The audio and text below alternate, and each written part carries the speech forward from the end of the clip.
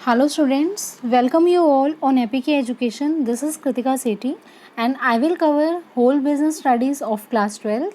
So let's start our topic principles of management, under which I will cover here two principles: unity of direction and subordination of individual interest to general interest. General interest को हम organisational interest भी बोलते हैं. तो देखिए students, मैंने already 4 principles cover कर दिए हैं, तो आप उसको प्लेलिस्ट में जा कर के देख सकते हैं. सो अभी हम स्टार्ट करते हैं यूनिटी ऑफ डायरेक्शन. देखिए यूनिटी ऑफ डायरेक्शन प्रिंसिपल क्या बोलता है? There should be one head and one plan for a group of activities having the same objective. ऐसी एक्टिविटीज़ जिनका ऑब्जेक्टिव सेम है उनको आप सिमिलर ग्रुप में रख देंगे, उनकी ग्रुपिंग कर देंगे और उसके ऊपर आप एक ही हेड को क्या करेंगे, अपॉइंट करेंगे. लाइक आप प्रोडक्शन से रिलेटेड जितनी भी एक्टिविटीज़ हैं तो वो आप प्रोडक्शन डिपार्टमेंट में रखेंगे. परचेज से रिलेटेड जितनी भी एक्टिविटीज़ हैं, चाहे वो आप रॉ मटेरियल परचेज़ कर रहे हैं, किसी भी चीज़ का परचेज़ है तो वो आप परचेज़ डिपार्टमेंट में रखेंगे.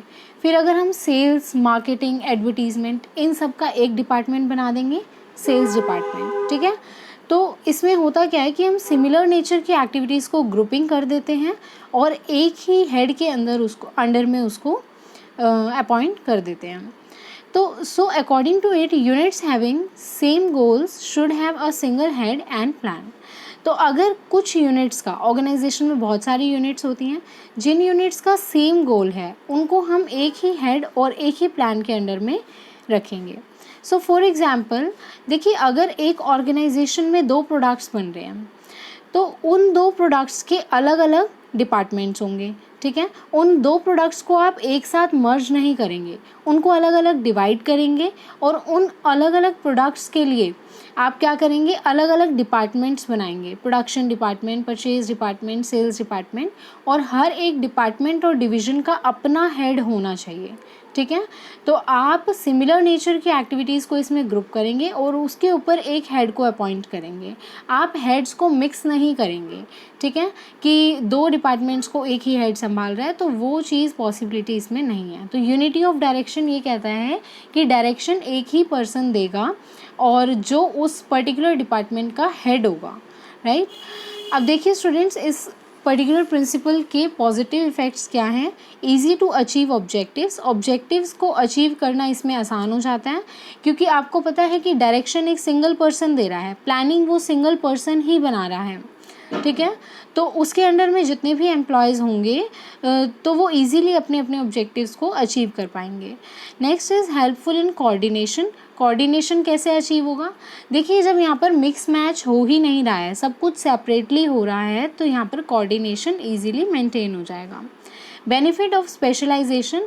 जब परचेज मैनेजर परचेज डिपार्टमेंट को देखेगा, सेल्स मैनेजर सेल्स डिपार्टमेंट को देखेगा, तो यहाँ पर स्पेशलाइजेशन का बेनिफिट अचीव हो जाएगा. क्योंकि अगर एक पर्सन अपने ही डिपार्टमेंट में पूरा फोकस कर रहा है तो अपने डिपार्टमेंट के लिए वो स्पेशलाइज्ड हो जाएगा. वॉयलेटिंग इफेक्ट क्या है? Difficulty in achieving objectives. Objectives को अचीव करना क्यों डिफ़िकल्ट है? देखिए अगर आप इस प्रिंसिपल को फॉलो करते हैं तो आप इजीली ऑब्जेक्टिव्स को अचीव कर पाएंगे, और अगर आप इस प्रिंसिपल को फॉलो नहीं करते, यूनिटी ऑफ डायरेक्शन को, तो ऑब्जेक्टिव्स अचीव करना मुश्किल हो जाएगा क्योंकि वहाँ पर क्लैशेस के चांसेस बहुत ज़्यादा रहेंगे अगर यूनिटी ऑफ डायरेक्शन नहीं रहेगा तो. Next is difficulty in achieving coordination. अगर आप इस प्रिंसिपल को फॉलो नहीं करते हो तो इसमें कोऑर्डिनेशन, ऑर्गेनाइजेशन में कोऑर्डिनेशन होना बहुत ज़्यादा मुश्किल है. कोऑर्डिनेशन क्यों नहीं होगा? क्योंकि अगर मान लो एक ही पर्सन परचेज डिपार्टमेंट भी देख रहा है, सेल्स डिपार्टमेंट भी देख रहा है, प्रोडक्शन डिपार्टमेंट भी देख रहा है, तो उसमें वो कंफ्यूज हो जाएगा कि मेरे को किस डिपार्टमेंट में कितना काम करना है, उसके ऊपर बहुत ज़्यादा बर्डन हो जाएगा. तो वहाँ पर कोऑर्डिनेशन मेंटेन होना मुश्किल है. तो आप जब सब कुछ अलग अलग सेपरेटली रखेंगे तो उसमें क्या होगा, कोऑर्डिनेशन ईजिली मेंटेन हो पाएगा. Next is subordination of individual interest to general interest. देखिए इंडिविजुअल इंटरेस्ट क्या होता है? जो भी पर्सन्स हमारी ऑर्गेनाइजेशन में काम कर रहे हैं उनके कुछ पर्सनल इंटरेस्ट हैं, पर्सनल मोटिव्स हैं या ऑब्जेक्टिव्स हैं जिसके लिए वो काम कर रहे हैं यहाँ पे. ठीक है. और जनरल इंटरेस्ट क्या होता है? ऑर्गेनाइजेशन का इंटरेस्ट, पूरी होल ऑर्गेनाइजेशन का जो ऑब्जेक्टिव है.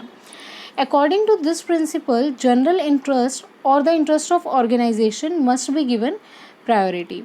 ये बोल रहा है कि जो हमें इस प्रिंसिपल के अकॉर्डिंग हमें जनरल इंटरेस्ट को प्रायोरिटी देनी चाहिए, मतलब ऑर्गेनाइजेशन को ज़्यादा प्रायोरिटी देनी चाहिए रादर देन इंडिविजुअल इंटरेस्ट को, कि इंडिविजुअल का इंटरेस्ट तो अपने आप ही पूरा हो जाएगा जब ऑर्गेनाइजेशन का मोटिव अचीव हो जाएगा। सो सबसे ज़्यादा प्रायोरिटी आपको किसको देनी है, ऑर्गेनाइजेशन के इंटरेस्ट को देनी है, ना कि इंडिविजुअल, मतलब एम्प्लॉयज़ के इंटरेस्ट को आपको ज़्यादा प्रायोरिटी नहीं देनी है। Manager must take decision which are in favour of organisation, not those decisions which fulfil his own interest. Manager को वो डिसीजंस लेने चाहिए, क्योंकि मैनेजर जो डिसीजन लेते हैं वो ऐसे डिसीजन लें जो ऑर्गेनाइजेशन के ऑब्जेक्टिव को अचीव कर सकें, ना कि उसके पर्सनल ऑब्जेक्टिव को अचीव कर सकें। सो हमारा इसमें कहने का मतलब ये है कि मेन मोटिव जो होता है वो ऑर्गेनाइजेशन का होना चाहिए, मतलब मेन प्रायोरिटी जो होती है वो ऑर्गेनाइजेशन को देनी चाहिए, ना कि इंडिविजुअल्स को। क्योंकि if organization's interest is achieved or organization objective is achieved, then organization will grow, it will have success। तो अगर ऑर्गेनाइजेशन सक्सेसफुल हो गई तो पर्सनल ऑब्जेक्टिव अपने आप अचीव हो जाएंगे। सो इसमें एक एग्जांपल है कि एक परचेज मैनेजर है ऑर्गेनाइजेशन में, जिसको एक परचेज करने 100 टन्स ऑफ रॉ मटेरियल। अब उसका खुद का बेटा उसी रॉ मटेरियल का सप्लायर है और बाकी सप्लायर्स भी मार्केट में अवेलेबल हैं, लेकिन वो रॉ मटेरियल किससे परचेज़ करता है, अपने ही बेटे से परचेज़ कर लेता है हायर रेट पे, ताकि उसको खुद को प्रॉफिट हो सके, ठीक है। लेकिन ये कंपनी को लॉस कराएगा, क्योंकि बाकी अगर हम दूसरे सप्लायर से लेने जाएंगे तो कंपैरेटिवली रॉ मटेरियल सस्ता मिल जाएगा, लेकिन उसने क्या किया, अपने बेटे से ही परचेज़ किया रॉ मटेरियल, और वो भी हायर रेट ऑफ इंटरेस्ट पे।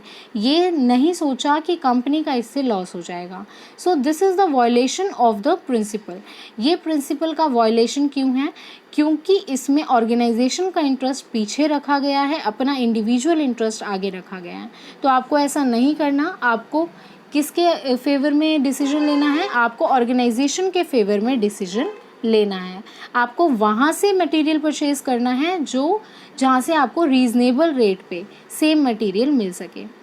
नेक्स्ट इज़ पॉजिटिव इफ़ेक्ट क्या है इसके, means if you follow this principal कि आप ऑर्गेनाइजेशन इंटरेस्ट को प्रायोरिटी देते हो तो उससे फ़ायदा क्या होगा ऑर्गेनाइजेशन का, everybody profits in the profit of the company. मैंने आपको यही बताया कि अगर कंपनी का प्रॉफिट हो जाएगा ना तो अपने आप सबका ही प्रॉफिट हो जाएगा, क्योंकि ऑर्गेनाइजेशन के ऑब्जेक्टिव में ही सब इंडिविजुअल्स के ऑब्जेक्टिव होते हैं, तो उनके पर्सनल ऑब्जेक्टिव को ज़्यादा प्रायोरिटी नहीं देनी है।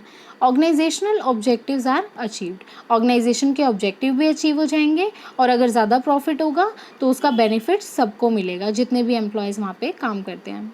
वायलेटिंग इफेक्ट क्या है, if you do not follow this principle in your organization then hindrances in organizational objective, means organizational objective को अचीव करने में बहुत सारी प्रॉब्लम्स आ सकती हैं, रुकावट आ सकती हैं। Lack of coordination between individual and organisational objective, तो अगर आप इन दोनों के बीच में कोऑर्डिनेशन नहीं मेंटेन कर पाओगे तो अपने आप ही ऑर्गेनाइजेशनल ऑब्जेक्टिव अचीव नहीं हो पाएगा। तो अगर आप इस प्रिंसिपल को फॉलो नहीं करते हो तो आप बिल्कुल भी इंडिविजुअल और ऑर्गेनाइजेशनल ऑब्जेक्टिव में कोऑर्डिनेशन मेंटेन नहीं कर पाएंगे, तालमेल नहीं बिठा पाएंगे, ठीक है। क्योंकि सारे क्या चाहेंगे, मीन्स इंडिविजुअल चाहेंगे कि हमारे ऑब्जेक्टिव्स अचीव हो जाए, ऑर्गेनाइजेशन का ऑब्जेक्टिव बाकी लोग देख लेंगे। तो अगर सब कोई ऐसे ही सोचेगा तो फिर ऑर्गेनाइजेशन के बारे में कौन सोचेगा, राइट।